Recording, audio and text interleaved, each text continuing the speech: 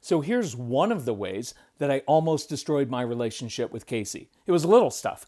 Casey would do something not up to my standards, and because I had control issues and I know how things are supposed to be, and you do everything with excellence, son, and how are you ever going to be successful in life if you can't follow through on simple instructions? It just seemed like I was never happy with him. And nothing I just said was false or wrong. It's just that it isn't motivating. It doesn't work. It destroys a kid. So Casey would disappoint me, which wasn't hard, and I'd stand a few feet away and just slowly shake my head in disappointment. Just that small little body posture, subtly shaking my head in disappointment. And I thought I was communicating, hey, your dad's disappointed. You should do it a different way, do better. And what Casey told me a few years later was this: Dad, all I felt was demeaned, like I was an utter failure and disappointment. And the truth is that you sent the message that you never really accepted me, that I was constantly disappointing you. And so I just gave up. And that's when we were at the lowest point of our relationship. It was a simple shaking of my head, and it nearly destroyed my son, his confidence, and our relationship. And that was all about my control issues, right? This is this way I've always done it. By God, it served me well, and you should do it that way as well. And I fell into that trap that we often do as parents of thinking my job is to walk around catching our kids doing things wrong, or what I perceived as wrong, even though I later realized sometimes they were just preferences, right? So my job is walk around catching kids doing things wrong and then correcting your kids. Look, no one likes to be corrected, especially all the time. It's like piling dirt on top of someone. It suffocates their spirit and their will. Until I finally realized my job was to give him wisdom and tools so that he could be successful, then affirm him for his good choices and attributes. And I learned how to correct. Well, I don't like the word correct, let's call it teach, because discipline means literally to teach. I learned how to discipline my son by teaching him, by showing him how to do things differently. I'd come alongside him, right, as opposed to up against him. I need to oppose and confront my son about his behavior. That doesn't work with human beings. So I come alongside my son and patiently say, hey, here's another way to do that. Why don't you try that and see how it works? So I'm going to ask you to do these things in a different way and just be honest about things that just aren't working, right? Some of you just talk too much. You can't or won't stop. And I'm not going to lecture you about that, but I will tell you that it's a seriously bad thing to do that provokes a strong-willed child to anger. Some people I've worked with over the years just dismiss it. Well, I'm Italian. Okay, nice excuse for ruining your relationship, right? Do the work. And I ask, why do you feel compelled to continue going on and on? I ask men, why do you feel compelled to prove your point to your wife, to your kids, to your friends, right? And that's the difference, right? When you feel compelled, there's no peace in it, right? Something else is it's your anxiety, it's your control issues that are kind of compelling and forcing you to do it. You feel compelled, anxious to talk and share and control. See, when I'm teaching, my tone of voice changes. See, I'm sharing wisdom and perspective. I'm putting it in the child's court. I'm not trying to own my child's behavior. I'm saying, hey, this isn't going to work well for you. So here's a different way. Why don't you try that? Hey, Case, here's some perspectives, some things I've learned in life. When I do things like this, people tend not to respond well to it. So you may maybe take a different route there. So I'm teaching, I'm sharing wisdom, but I'm not feeling compelled to get in there and do it. I hope you can hear the difference in that, because see, that's teaching without me being overly involved and here's the difference. I don't need my child to do that differently. I don't need him or her to behave. And when we take that pressure off, then they usually receive it better and they usually implement it better. See, look, I don't do blame, I don't do shame, guilt, fear. I just like honesty, right? We have to get control of this or things just won't change in your family. So I encourage you, if you've got the Calm Parenting Package or to Get Everything programs we have, go through the 30 Days to Calm program first and just work through the programs. It will change your family. So think about this. What irritates you? I want you just to sit in it. Let it irritate you, but don't try to fix it or change it. See, Start to differentiate between qualities that are simply irritating and those that are truly important. The problem is, as a parent, is you're going to think everything has long-term consequences. Look, here's some old guy wisdom, especially young parents and parents of young children. You're going to think every single choice your child makes is going to determine whether they're going to be successful in life. Not true. It's not true. And I want to relieve that pressure from you of thinking you have to correct every single thing, especially those of you who have grown up in especially more conservative religious circles, Christian circles. Man, it is all, you got to correct that. You got to start that early. You got to correct every single thing they do. You will suffocate your child. You will no longer enjoy your life. You will not enjoy your child because you're going to be so busy correcting every single little thing that happens. And the truth is, kids are supposed to misbehave. I know people push back. No, they're not supposed. Yeah, they are. That's their job description, is to figure things out and do things wrong and try it their own way and make mistakes and be impulsive. See, I want little kids to be impulsive. I don't want 38-year-old guys to be impulsive, right? That's what childhood is for, to be a child. And some of you are imposing your 40-year-old adult standards on a child. So I'm not saying let them get away with things. I am actively involved teaching, okay? But that's not correcting every little thing that they do. And by the way, the best way that I teach my kids is by modeling it for them. I've said this a million times, but it is those lectures we give. You know, it's really important for us to be giving and for us to be, right, to tell the truth. Well, of course it is. We'll just live like that, right? But nobody wants to be lectured about the need to do this and that. Just live it. Relax a little bit. If you have little kids, realize every day, if they're not getting in trouble for doing 5 or 6 things wrong, then they're boring kids. I'm just kidding, but they're supposed to. So just relax a little bit, right? So part of the problem is we think that everything has long-term consequences. And so your parental anxiety projects into the future, so you think that an unmotivated middle schooler who sits in a hoodie sweatshirt for 17 straight days playing video games, you're going to think he's always going to be that way. So you project into the future and you're thinking like, who's going to marry this child? Who's going to hire this child? Or is he going to be living in our basement until he's 27? No, they're going to change. But here's the downside of that.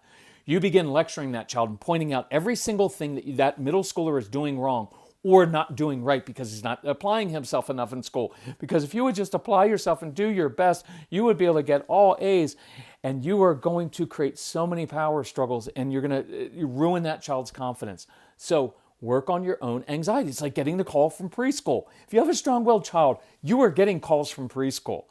Your daughter will not follow directions. Of course she's not. Because when you're 5 or 6 or even 7, your highest priority is not following arbitrary directions of an adult. I know some of you bristle at that, but that's human nature. It's the way it's supposed to be. Their highest mode of being right now is they have an imagination and creativity, and they wake up with an agenda. It doesn't mean you let them do whatever they want. I don't let them have whatever they want. Oh, eat whatever you want, whenever you want. Here's money, here's toys. Not at all. But their job is to be curious and to explore and to get into things and be caught up in their imagination. And we as a society have really messed this up. We're expecting little kids now in preschool to operate like they're 35-year-old men and women, and they're not. So you're going to get that call because your son's not sitting still in circle time. Well, who cares? It's an arbitrary standard. After you're 6, you never have to sit still in a circle. Nobody at your office is like, hey, Frank, Susie, 3 o'clock in a conference room, circle time. It's an arbitrary standard. And so, right, your second grader won't follow classroom instructions, and you project out in future and wonder how they're going to be successful in life. And then you get on them and they come home from preschool.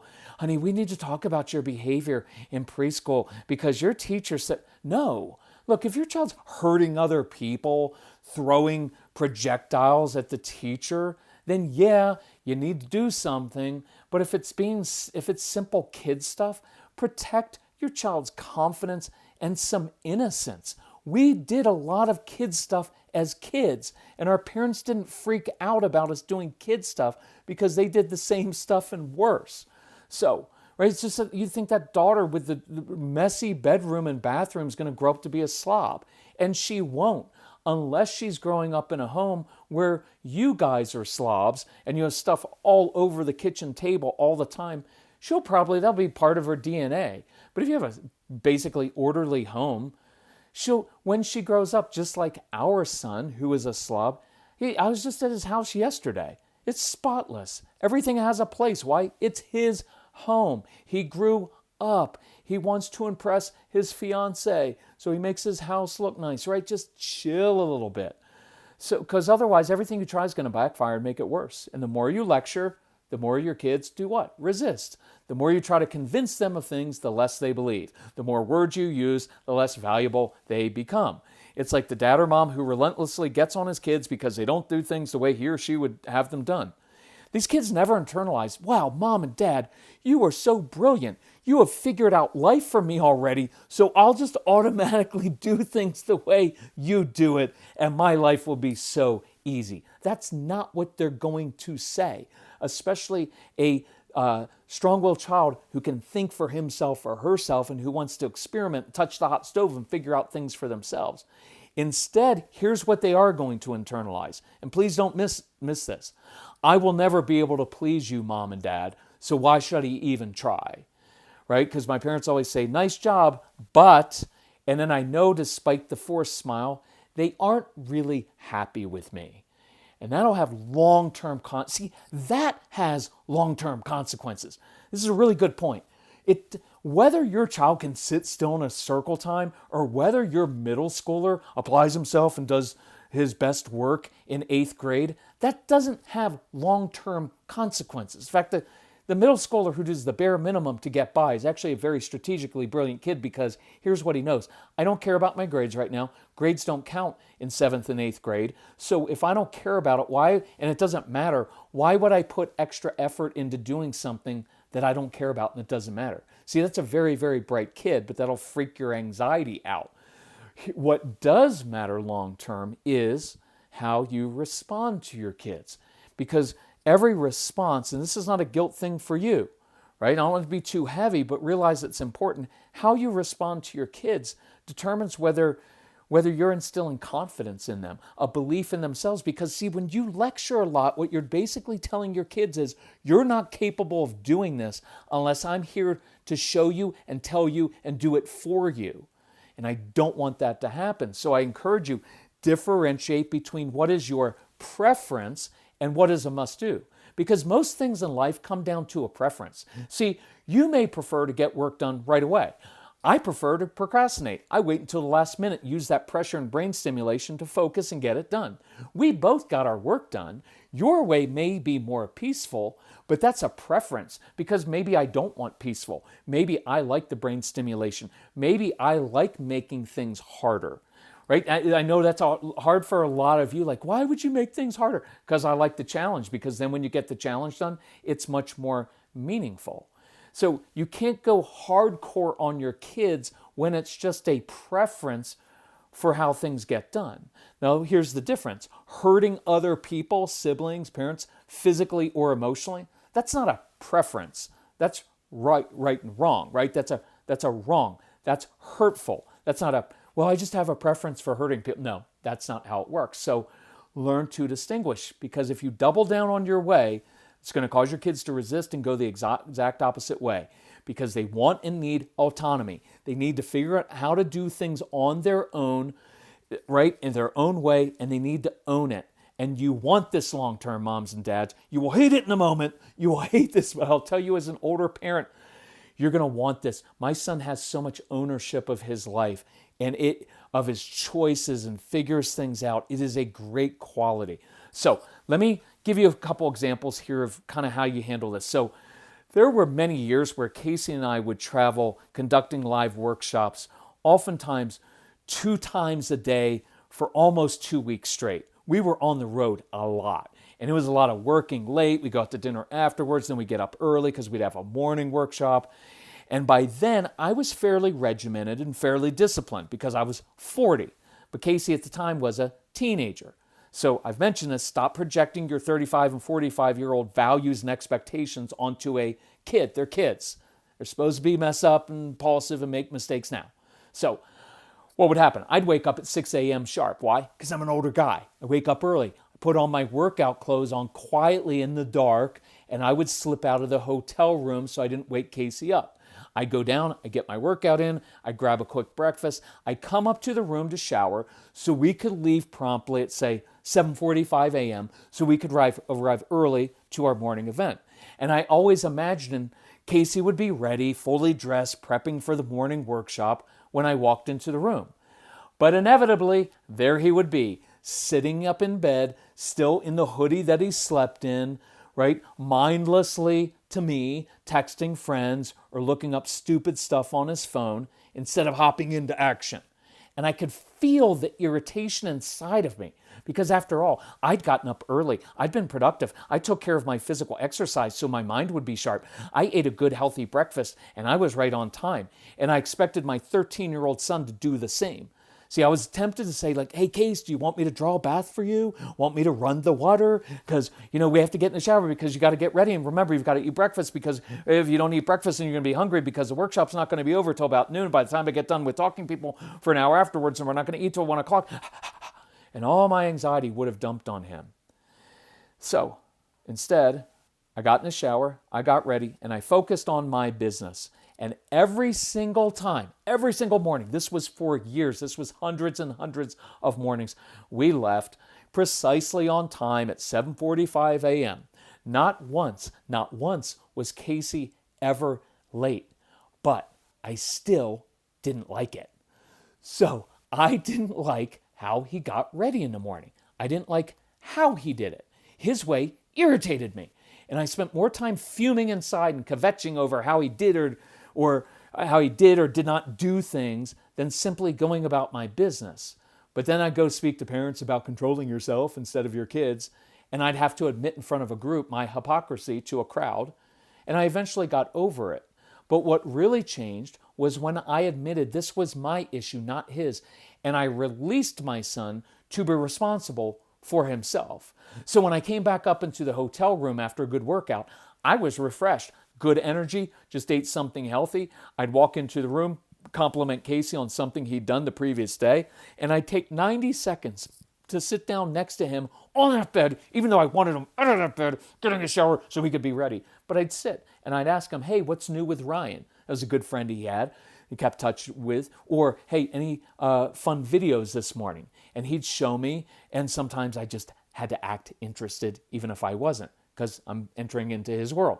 Then I give him a fist bump and I go get my shower. And over time, watch what happens. Things switched as he got a little bit older. When Casey began setting up the events and having direct contact with the hosts, he didn't want to disappoint them by not being at the event exactly 30 minutes early. So he'd be the one pulling up the car and texting, Dad, are you coming? Are you coming?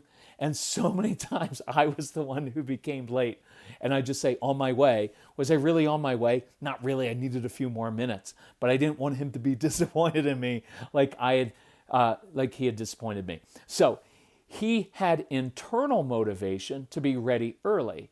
And he had watched me getting ready early for years. Over time, guess what else happened?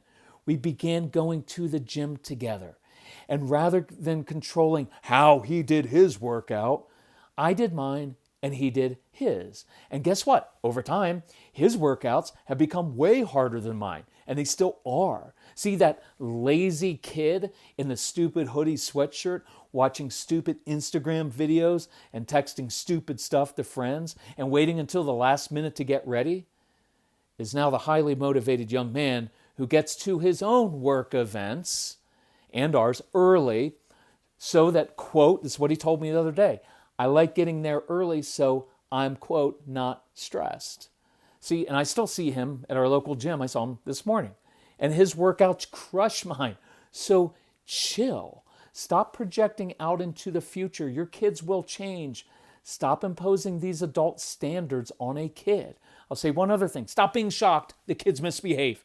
It's what kids have done since the beginning of time. We all grew up with Leave It to Beaver, which was a story of a dopey young kid who did stupid, impulsive stuff every episode and then learned from it. Why? Because they do things wrong and then you get to teach. It would be odd if your strong-willed child was perfect and said, of course, mother and father, it's my highest honor to do what you asked the first time. That would be weird. So release yourself from those unrealistic expectations and release your kids from those unrealistic expectations. So we are very purposeful about how we manage our emotions and take care of our bodies because you only get one body and one skin. And that's why I want to tell you about today's sponsor, OneSkin. Their products make it easy to keep your skin healthy while looking and feeling your best. We use the face topical supplement and love that there's no complicated routine, no multiple step protocols, just simple, scientifically validated solutions. The secret is OneSkin's proprietary OS1 peptide. It's the first ingredient proven to switch off the aging cells that cause lines, wrinkles, and thinning skin. OneSkin is the world's first skin longevity company. By focusing on the cellular aspects of aging, OneSkin keeps your skin looking and acting younger for longer. Get started today with 15% off using code KIRK at oneskin.co. That's 15% off at oneskin.co with code KIRK. After you purchase, they're going to ask you where you heard about them. Please support the podcast and let them know we sent you.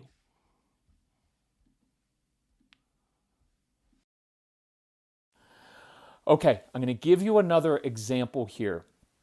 So many years ago, we had these kids in our home. We had these camps, and we had about 1,500 kids who came through our home over the course of a decade. Look, I have to admit, it was excruciating. Imagine trying to corral 15 strong-willed kids, many of them on the spectrum, all with selective hearing issues, who had trouble focusing on simple directions, but could hyper-focus when building something or playing, who all wanted to do things their own way. And I would use my best anxious voice, commanding and pleading with them to get ready for the pool, threatening to leave behind anybody who wasn't ready on time, right? Which was no biggie because they would have gladly sat and built with Legos for hours without peeing, eating, or anything else, right? By the way, little interesting insight. I notice boys especially, they'd be on the floor building with their Legos, kind of squeezing their legs together. And if I said, hey, you need to go use the bathroom, they would deny that they needed to and ignore me. So I'd walk up and I began whispering, hey, your Legos will still be here when you get back. Or I'll watch what you're building while you go. And they would immediately go pee and run back without flushing the toilet or washing their hands, right? Because kids are disgusting. It's their job description. So they would, look, if that triggered you, I understand. I want kids to have good hygiene and wash their hands and all of those things.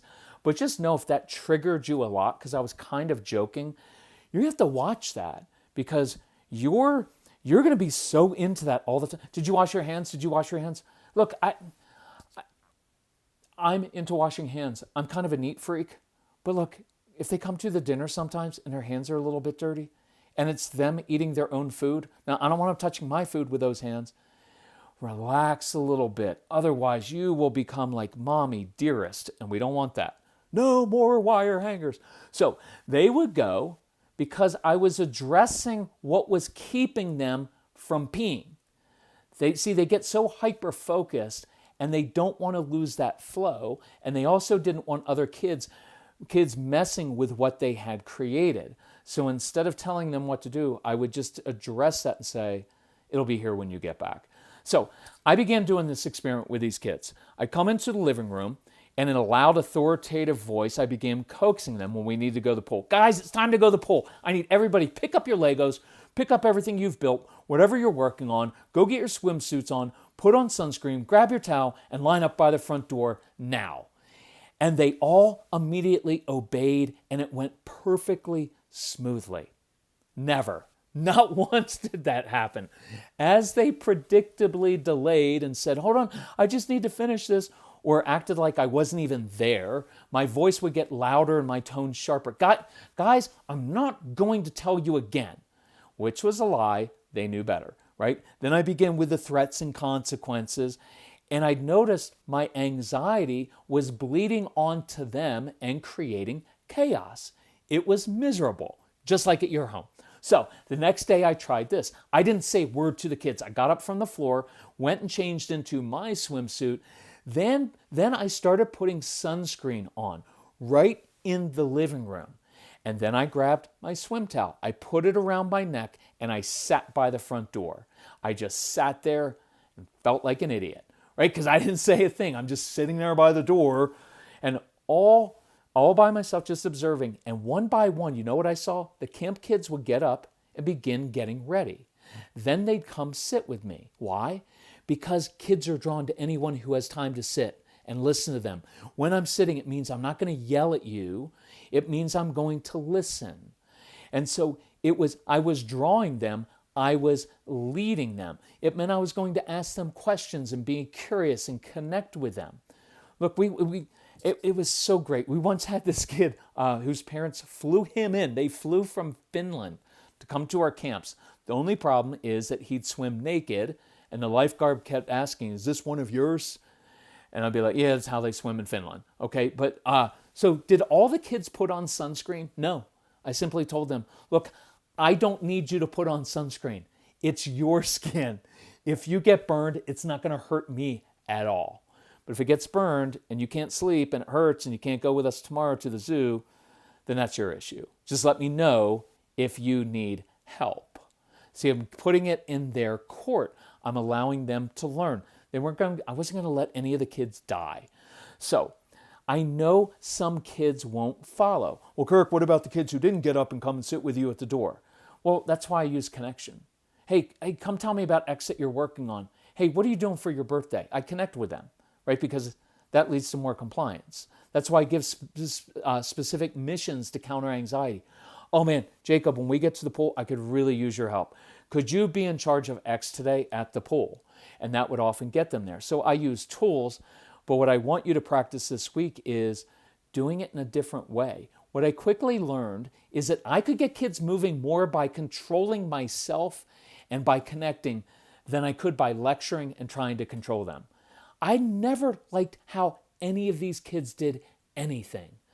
But I realized it's not my job to make them into mini-me's. I just modeled how to do things, and eventually they followed. So yeah, I know your child doesn't like to do things your way right now. Relax into it.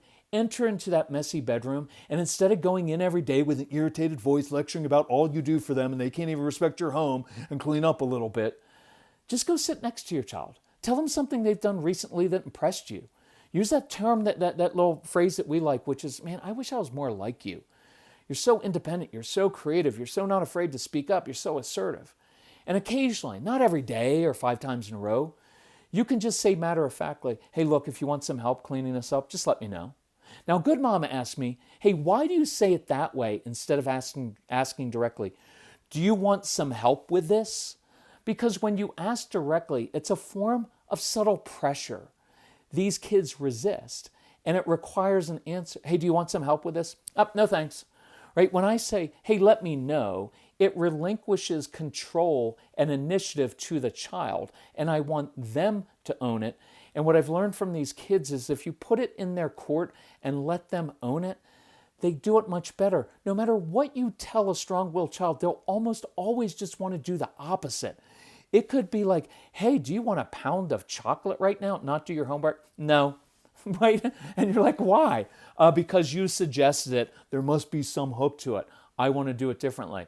But when you step back from controlling, micromanaging, lecturing your child, it gives your child space to step up and own their behavior. And I know you already have 18 situations where you're asking inside, "Well, what about? And you can justify controlling and lecturing, but it doesn't work and it's not good for your kids. There are always better ways to motivate your child. So the real question today isn't what is your child going to do? It's what are you going to do to change? Not as a blame and guilt. It's not your fault. All these things aren't your fault. But what are you going to do to change? Because it's very liberating when you break your own negative patterns and then you get to see your kids respond differently to you. That's it. That's addictive. That's what changed my relationship with Casey. So today, tomorrow, and the next day, let's practice. Resist your control issues, your perfectionism, right? Don't give in to your anxiety and stop lecturing. Breathe into it. Learn to enjoy your child's different ways of doing things. Embrace it. Affirm them for it. I like your creativity. I never would have thought to have done it that way. Watch how they begin responding differently to you. Take all that energy you have spent trying to control their behavior and instead focus that energy on simply controlling yourself. It will stop most of the power struggles. I guarantee you, if you control yourself, it will stop most of the power struggles. Your child will respond differently. If you have our programs, listen first to the Stop Power Struggles with Your Strong-Willed Child program because you'll get insight into how these kids think and act. It is foundational. And then go through the 30 Days to Calm program to learn how to control yourself. Let's do this now. Because after all, what we've been doing hasn't been working. Therapists usually don't get these kids. Most therapy for kids is, honestly, you're just wasting money because they talk to your kids and your child's like, I don't know. And consequences don't work. So we've got to figure out how to get inside our kids' hearts.